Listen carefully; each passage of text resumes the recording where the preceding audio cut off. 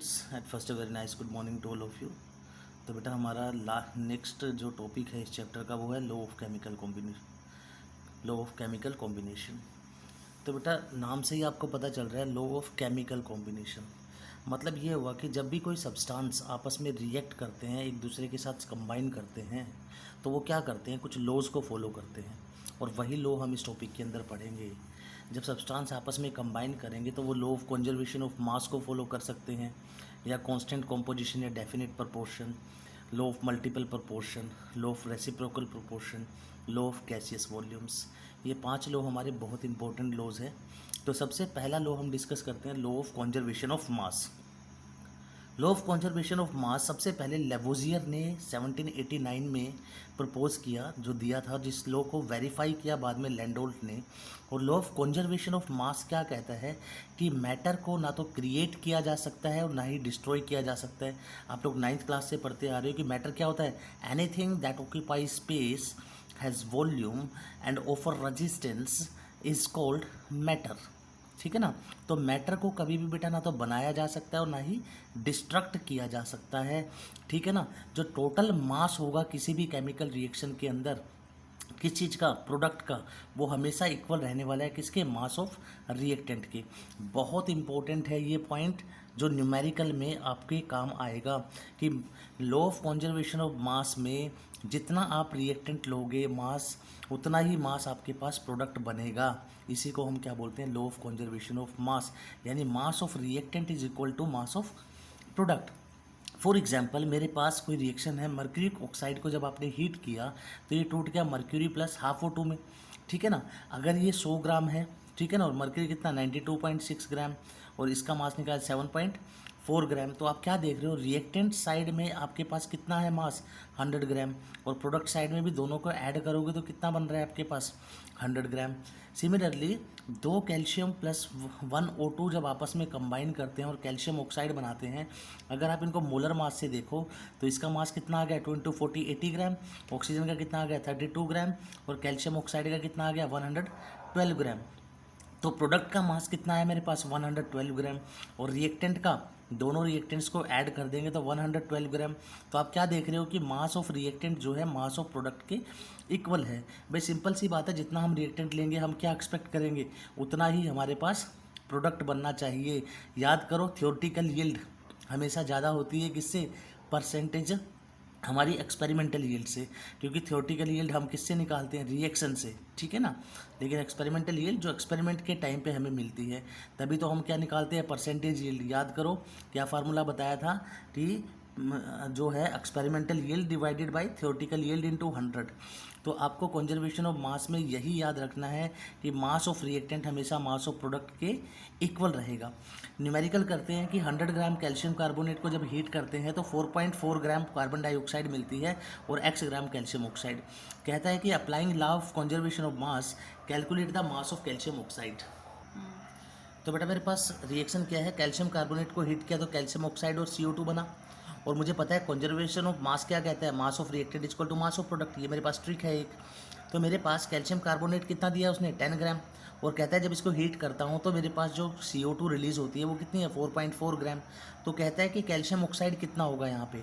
तो जिस चीज़ को पूछा गया उसको x मान लीजिए और सिंपल इक्वेशन बना लीजिए आप। तो 10 gram is equal to mass of product is equal to mass of reactant, कितना x प्लस 4.4। तो x की वैल्यू कितनी आ गई, 5.6 ग्राम। यानी कैल्शियम ऑक्साइड का मास कितना है यहाँ पे, 5.6। अगर मैं 5.6 प्लस 4.4 को ऐड करूँ तो 10 इक्वल टू 10 आ गया। इसका मतलब ये इक्वेशन क्या फॉलो कर रही है, लॉ ऑफ कंजर्वेशन ऑफ मास को फॉलो कर रही है। IIT JEE नीट में भी कई बार ऐसे क्वेश्चन पूछे गए हैं जहाँ पे आपको सिंपल इक्वेशन दे दी जाती है और पूछा जाता है कि क्या ये लॉ ऑफ कंजर्वेशन ऑफ मास को फॉलो करता है। तो कुछ नहीं करना, बड़ा ही सिंपल सा क्वेश्चन होता है, mass of reactant is equal to mass of product आपको प्रूव करना है। अगर वो आ जाता है तो वही ऑप्शन आपका क्या है, करेक्ट है। इसके ऊपर मैं 2 क्वेश्चन दे रहा हूँ बेटा, ये आप लोगों को खुद करने हैं, ठीक है ना। उसके बाद हम लोग देखते हैं लॉ ऑफ कांस्टेंट कॉम्पोजिशन और डेफिनेट प्रोपोर्शन, सेकंड लॉ। नाम से पता चल रहा है कांस्टेंट कॉम्पोजिशन, जहाँ पे दो एलिमेंट के कंबाइन होने से जब कोई मॉलिक्यूल बनता है या कंपाउंड बनता है हमारे पास, तो उसकी कॉम्पोजिशन, उसकी वेट की यानी मास की कॉम्पोजिशन क्या होनी चाहिए, सेम होनी चाहिए। एग्जाम्पल से आपको समझ में आएगा। ये जो लॉ है सबसे पहले फ्रेंच केमिस्ट जोसेफ प्रोस्ट ने 1799 में दिया था। ये आपको साइंस में याद करने की ज़रूरत नहीं है, ये IIT JEE में इस तरह के क्वेश्चंस नहीं पूछे जाते, but in the SSC exam, ठीक है ना, गवर्नमेंट एग्जाम्स में ये क्वेश्चन पूछे जाते हैं कि लॉ ऑफ कांस्टेंट कॉम्पोजिशन किसने दिया था, फ्रेंच केमिस्ट जोसेफ प्रोस्ट ने इन 1799, और वेरीफाई किसने किया था इसको, स्टेस एंड रिचर्ड ने। अब ये लॉ कहता क्या है बेटा, कोई भी प्योर सैंपल, चाहे वो वाटर हो, CO2 हो, H2SO4 हो, हाँ ठीक है ना, कोई भी प्योर सैंपल हो, all pure sample of the same chemical compound contain the same elements combined in the same proportion by mass irrespective of the method of preparation। तो इसको हम समझने की कोशिश करते हैं। तो बेटा जो कांस्टेंट कॉम्पोजिशन है वो क्या कहता है कि कोई भी प्योर कंपाउंड आप कहीं से भी ले लीजिए। सपोज करो प्रोस्ट ने सबसे पहले क्यूप्रिक कार्बोनेट के ऊपर एक्सपेरिमेंट किया। उसने क्या किया, एक सैंपल नेचर से लिया क्यूप्रिक कार्बोनेट का, एक सिंथेटिकली लैब में बनाया। तो जब उसने देखा कि जो नेचर से सैंपल लिया और जो सिंथेटिकली उसने बनाया, उसने क्या देखा कि नेचुरल सैंपल में जो परसेंटेज थी कॉपर की वो थी 51.35% और ऑक्सीजन 9.74% और कार्बन 38.91%। उसी तरह से सिंथेटिक सैंपल में जब उसने बनाया तो उसने सेम कॉम्पोजिशन यहाँ पर भी उसको मिली। तो इसका मतलब क्या हुआ कि आप कोई भी केमिकल कंपाउंड प्योर फॉर्म में जब आप उसको लोगे तो जो रेशो होगी वो एलिमेंट्स की वो क्या रहने वाली है, वहाँ पे सेम रहने वाली है, चाहे सोर्स जो मर्जी हो। फॉर एग्जांपल प्योर वाटर की हम बात करते हैं, इससे आपको क्लियर होगा। बेटा पानी चाहे आप रिवर से लो, चाहे सी से लो, चाहे वेल से लो, या किसी भी कंट्री से लो, चाहे इंडिया से, बांग्लादेश से, पाकिस्तान से, ठीक है ना, अमेरिका से, रशिया से, वाटर का फार्मूला तो H2O ही रहेगा। ऐसा नहीं है कि आप इंडिया से US में चले गए तो वहाँ पे आप वाटर को H3O बोलने लग जाओ या वाटर को H5O बोलने लग जाओ, नहीं, वाटर इज़ वाटर। तो वाटर का फार्मूला क्या रहेगा हर एक कंट्री में, H2O, ठीक है ना। और इस वाटर, ये वाटर का मॉलिक्यूल बना कैसे है, अगर हम यहाँ मास की रेशो देखें तो हाइड्रोजन का 2, ऑक्सीजन का 16, 2:16। इस रेशो को सिंप्लीफाई कीजिए 1:8, यानी हाइड्रोजन का जो मास है, जब हाइड्रोजन और ऑक्सीजन 1:8 की रेशो में कंबाइन करेंगे तब क्या बनेगा, वाटर का मॉलिक्यूल बनेगा। चाहे वो वाटर रिवर का हो, सी का हो, वेल का हो, किसी भी कंट्री का हो, हर एक कंट्री में जो वाटर की रेशो है वो क्या होगी, 1:8 होगी। अगर आप रेशो को वेरी कर दोगे तो वो वाटर नहीं रहेगा, यानी कॉन्स्टेंट कॉम्पोजिशन, यानी इसी फिक्स्ड अमाउंट में ये जब कंबाइन करेंगे तभी वाटर बनेगा। उसी तरह से कार्बन डाइऑक्साइड, आप चाहे किसी भी सोर्स से कार्बन डाइऑक्साइड लो, किसी भी कंट्री की CO2 ले लीजिए, किसी भी लैब में जो आपने CO2 बनाया हुआ है, CO2 का फार्मूला कार्बन डाइऑक्साइड का तो CO2 ही रहेगा, जहाँ पे मास की रेशो 12:32 है, यानी सिंप्लीफाई करने के बाद 3:8, यानी 3:8 की रेशो में जब कार्बन और ऑक्सीजन कंबाइन करेंगे तो वो क्या बनाएंगे, आपके पास कार्बन डाइऑक्साइड बनाएंगे। तो फिक्स्ड रेशो होनी चाहिए, ठीक है ना। कोई भी सोर्स हो, जब एलिमेंट फिक्स्ड रेशो में आपस में कंबाइन करते हैं, ठीक है ना, तो उसी को हम क्या बोलते हैं हम लोग, जो हमारा लॉ ऑफ डेफिनेट प्रोपोर्शन। इसके ऊपर क्वेश्चन करते हैं बेटा, कहता है कि copper oxide was prepared by 2 different method. Copper oxide को 2 डिफरेंट मेथड से बनाया। पहले केस में 1.75 gram of the metal gave 2.19 gram of the oxide, और सेकंड केस में 1.14 gram of the metal gave 1.43 gram of the oxide. कहता है कि जो ये गिवन डाटा है इससे प्रूव कीजिए कि ये लॉ ऑफ कांस्टेंट प्रोपोर्शन को फॉलो करता है या नहीं करता। तो पहला केस देखते हैं बेटा, इसमें मास ऑफ कॉपर कितना दिया हुआ है 1.75, मास ऑफ कॉपर ऑक्साइड कितना दिया हुआ है 2.19 ग्राम। तो परसेंटेज कॉपर की कितनी आ गई ऑक्साइड के अंदर, भाई कॉपर ऑक्साइड क्या होता है CuO, ठीक है ना। तो CuO में परसेंटेज कॉपर ऑक्साइड की यूनिटरी मेथड से निकाल लीजिए, mass of copper divided by mass of copper oxide into 100, ठीक है ना। सॉरी, तो मास ऑफ कॉपर कितना है 1.75 डिवाइडेड बाय 2.19 इंटू 100, कितना आ गया बेटा 79.9% आ गया कॉपर की परसेंटेज जब मुझे पता चल गई कॉपर ऑक्साइड में, तो ऑक्सीजन की कितनी होगी 100 माइनस 79.9, कितना आ गया 20.1%। अब सेकंड केस में मास ऑफ कॉपर कितना दिया है 1.14 ग्राम, तो मास ऑफ कॉपर ऑक्साइड कितना दिया हुआ है 1.43 ग्राम। तो कॉपर ऑक्साइड में परसेंटेज निकाल लीजिए कॉपर की यूनिटरी मेथड से, 1.14 divided by 1.43 into 100 and the answer is 79.7%। तो परसेंटेज ऑफ ऑक्सीजन कितनी हो गई यहाँ पे 20.3%। तो आप डाटा 1 और डाटा 2 से आप क्या देख रहे हो, यहाँ पे कॉपर की परसेंटेज 79.9 है, यहाँ पे 79.7, यहाँ पे 20.1, यहाँ पे 20.3 ऑक्सीजन की, ठीक है ना। तो कॉपर और ऑक्सीजन की परसेंटेज जो है वो ऑलमोस्ट कैसी है, सिमिलर है। आप ऐसा नहीं देखना कि यहाँ पे सर 0.7 है, ये 0.9 है, नहीं, एक्सपेरिमेंटल एरर अलग चीज़ें होती है बेटा, छोटी मोटी एरर को हमें नेगलेक्ट करना है। तो परसेंटेज ऑलमोस्ट यहाँ पे भी 20 पॉइंट समथिंग है, यहाँ पे भी 20 पॉइंट समथिंग है, यहाँ 79 पॉइंट समथिंग है, यहाँ पे भी 79 पॉइंट समथिंग है। इसका मतलब परसेंटेज जो है दोनों एक्सपेरिमेंट्स में, दोनों केसेस में कैसी आ रही है, कॉपर और ऑक्सीजन की सेम आ रही है। इसका मतलब ये जो न्यूमेरिकल है हमारा वो फॉलो करता है किसको, लॉ ऑफ कांस्टेंट प्रोपोर्शन को।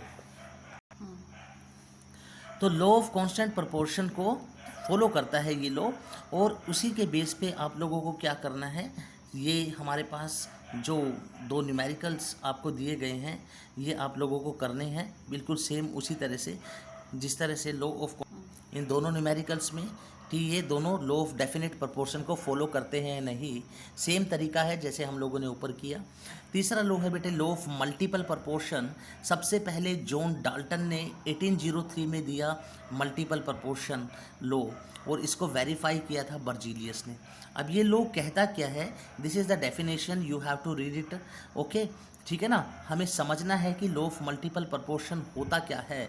लॉ ऑफ मल्टीपल प्रोपोर्शन क्या कहता है कि जब when two elements combine with each other, जब दो एलिमेंट आपस में कंबाइन करके दो या दो से ज़्यादा कंपाउंड बनाते हैं, तो क्या होगा, जो मास होगा वन ऑफ द एलिमेंट का which combine with fixed mass of the other bear a simple whole number ratio, यही हमारा क्या होता है मल्टीपल प्रोपोर्शन। जब दो या दो से ज़्यादा एलिमेंट आपस में जब दो एलिमेंट आपस में कंबाइन करके दो या दो से ज़्यादा कंपाउंड बनाते हैं, तो क्या होगा कि जो हमारे जो वेरिएबल एलिमेंट हैं, ठीक है ना, उनके मास की रेशो क्या होगी, उनके मास की रेशो जो है बेटा वो हमारे पास सिंपल होल नंबर रेशो होगी। कैसे, एग्जाम्पल से समझते हैं, एग्जाम्पल से ज़्यादा अच्छे से आप लोगों को क्लियर होगा। अब एग्जाम्पल क्या कहता है बेटा, अब मल्टीपल प्रोपोर्शन को समझो कि दो एलिमेंट जब आपस में, सपोज करो यहाँ पे मेरे पास दो एलिमेंट है कार्बन और ऑक्सीजन, जब ये दो एलिमेंट आपस में कंबाइन करके दो से ज़्यादा मॉलिक्यूल बनाए, अब कार्बन और ऑक्सीजन आपस में कंबाइन करके इन्होंने सपोज करो बनाया, एक बनाया कार्बन मोनोऑक्साइड और दूसरा बनाया कार्बन डाइऑक्साइड, ठीक है ना, दो मॉलिक्यूल हमारे पास बन गए। तो उसने क्या कहा कि इन मॉलिक्यूल्स के अंदर, हर एक मॉलिक्यूल के अंदर दोनों मॉलिक्यूल्स में एक एलिमेंट हमारा कैसा है, फिक्स है। ये कार्बन जो है इसका मास कितना है 12, इधर भी कार्बन का मास कितना है 12, तो दोनों तरफ कार्बन की रेशो क्या है, फिक्स है। लेकिन एक एलिमेंट जो वेरिएबल होगा उसके मास को अगर आप कंपेयर करो 16 और 32, तो 16 और 32 वो कितना आ रहा है रेशो में 1:2, यानी सिंपल होल नंबर रेशो आ रहा है। यही कहता है लॉ ऑफ मल्टीपल प्रोपोर्शन, जब दो एलिमेंट आपस में कंबाइन करके दो या दो से ज़्यादा कंपाउंड बनाते हैं, ठीक है ना, तो उस कंपाउंड के अंदर जो वेरिएबल एलिमेंट होगा वो किस रेशो में होगा, सिंपल होल नंबर रेशो के अंदर होगा, ठीक है ना। और एक एलिमेंट कैसा रहेगा वहाँ पे, फिक्स रहेगा। तो इसी को हम क्या बोलते हैं, लॉ ऑफ मल्टीपल प्रोपोर्शन। उसी तरह से आप अगला एग्जांपल ले सकते हो H2S एंड H2S2। अब यहाँ पे आप देखो हाइड्रोजन और हाइड्रोजन दोनों तरफ क्या हैं, फिक्स हैं, लेकिन सल्फ़र क्या कर रहा है, यहाँ पे वेरी कर रहा है। यहाँ पे सल्फ़र की रेशो कितनी है 32, यहाँ पे कितनी है 64, तो रेशो कितनी आ गई 1:2, जो कि एक सिंपल होल नंबर रेशो है हमारे पास। तो ये भी लॉ ऑफ एक मल्टीपल प्रोपोर्शन का हमारे पास अच्छा एग्जाम्पल है। अब इसको क्वेश्चन से समझते हैं। क्वेश्चन क्या कहता है कि हाइड्रोजन और oxygen are known to form two compounds. Hydrogen और ऑक्सीजन ने मिलके दो कंपाउंड बनाए जो hydrogen content in one of these is 5.93%, यानी एक कंपाउंड के अंदर हाइड्रोजन की परसेंटेज है 5.93 और दूसरे कंपाउंड में द परसेंटेज गिवन इज 11.2%। तो कहता है कि so that this data illustrate the law of multiple proportion. The question is very very easy. Hydrogen और ऑक्सीजन ने मिलकर दो या दो से ज़्यादा कौन से दो कंपाउंड बनाए। एक कंपाउंड में हाइड्रोजन की परसेंटेज 5.93% है and in the second case the percentage of hydrogen is 11.2%। Is this these two compounds whatever be formed over here they follow the law of multiple proportion or not, ऐसा आपसे पूछा गया। तो पहले compound में आपके पास hydrogen कितना दिया हुआ बेटा 5.93%, तो ऑक्सीजन कितना हो जाएगा पहले कंपाउंड में 100 में से माइनस कर दीजिए 94.07%। उसी तरह से सेकेंड कंपाउंड में हाइड्रोजन की परसेंटेज आपको दी हुई है 11.2%, तो ऑक्सीजन कितना हो जाएगा 100 में से माइनस करो बेटा 88.8%, यानी दोनों कंपाउंड में हमारे पास हाइड्रोजन और ऑक्सीजन की रेशो हमारे पास आ गई, परसेंटेज आ गई। तो पहले कंपाउंड के अंदर जो नंबर ऑफ पार्ट्स हैं किसके by mass of oxygen that combined with one part by mass of hydrogen, ठीक है ना। तो ऑक्सीजन के जो पार्ट हैं वो नंबर ऑफ पार्ट कितने हाइड्रोजन के साथ कंबाइन कर रहे हैं वहाँ पे, ये आपको निकालना है। तो सिंपली क्या कर देते हैं हम लोग, डिवाइड करके निकाल सकते हैं। तो 94.07 को 5.93 से डिवाइड कीजिए, कितना आ गया आपके पास 15.86 आ गया।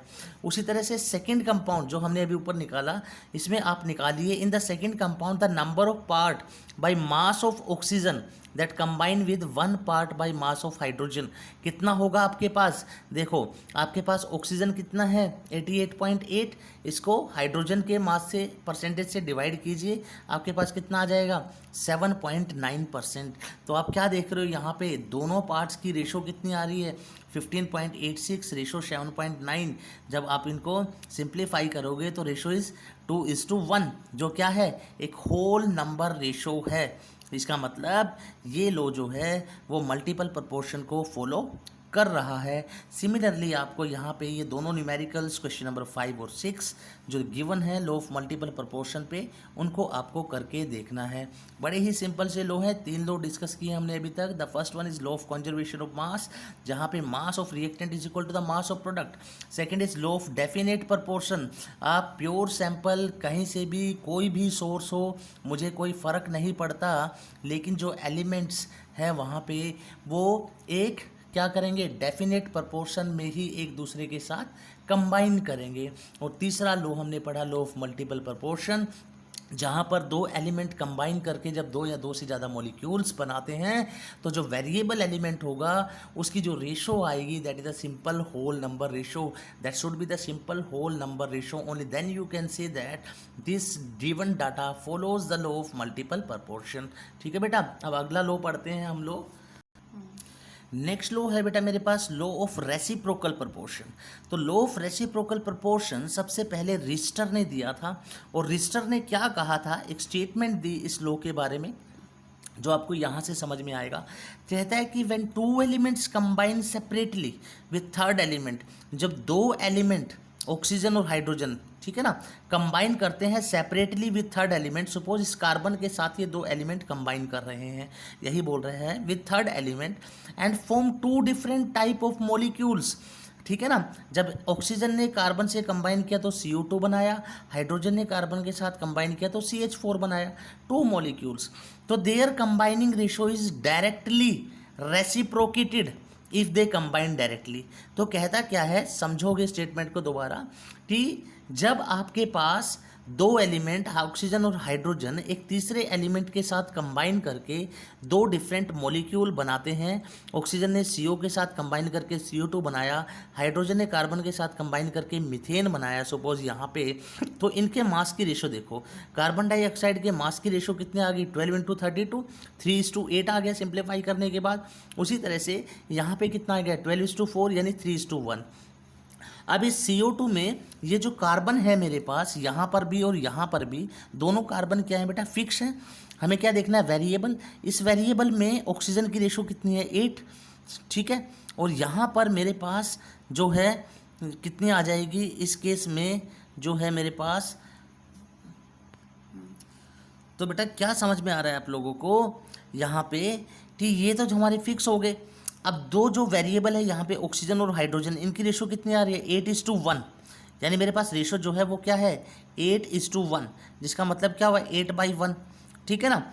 लेकिन जब ये दो एलिमेंट तीसरे एलिमेंट से के साथ कंबाइन ना करके आपस में कंबाइन करके कर जाएं तो क्या बनाया इन्होंने वाटर बनाया, जिसकी रेशो कितनी आ रही है 2:16, यानी मैं इसको क्या कह सकता हूँ 1:8, यानी यहाँ पे रेशो कितनी आ गई मेरे पास 1:8 इज इक्वल टू 1/8।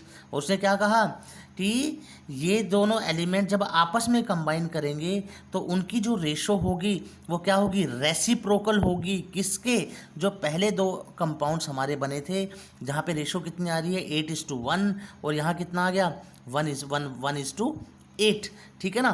तो 8/1 और ये मेरे पास कितना आ गया 1/8, तो ये दोनों क्या है रेसिप्रोकल है। यहाँ पे दोबारा समझोगे कि दो एलिमेंट जब तीसरे एलिमेंट के साथ कंबाइन करके दो डिफरेंट मॉलिक्यूल बनाते हैं, ठीक है ना, तो वहाँ पे जो वेरिएबल एलिमेंट्स हैं उनकी जो रेशो है वो रेसिप्रोकल होगी, किसके जब दो एलिमेंट्स जो तीसरे एलिमेंट से कंबाइन किए थे जब वो आपस में ही कंबाइन करके एक नया मॉलिक्यूल बनाए तो जो वहाँ पे रेशो आएगी वो रेसिप्रोकल होगी पहले वाली वेरिएबल रेशो से।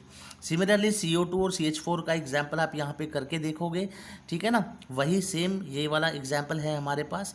यहाँ पे 8:1 आया और यहाँ पे कितना आया मेरे पास जब वाटर आपस में कंबाइन किया 1:8 और यहाँ पे कितना था 8:1, इसी को मैंने एक्सप्लेन किया हुआ है डिटेल में। अगला लॉ है बेटा गे ल्यूसेक लॉ ऑफ गैसियस वॉल्यूम।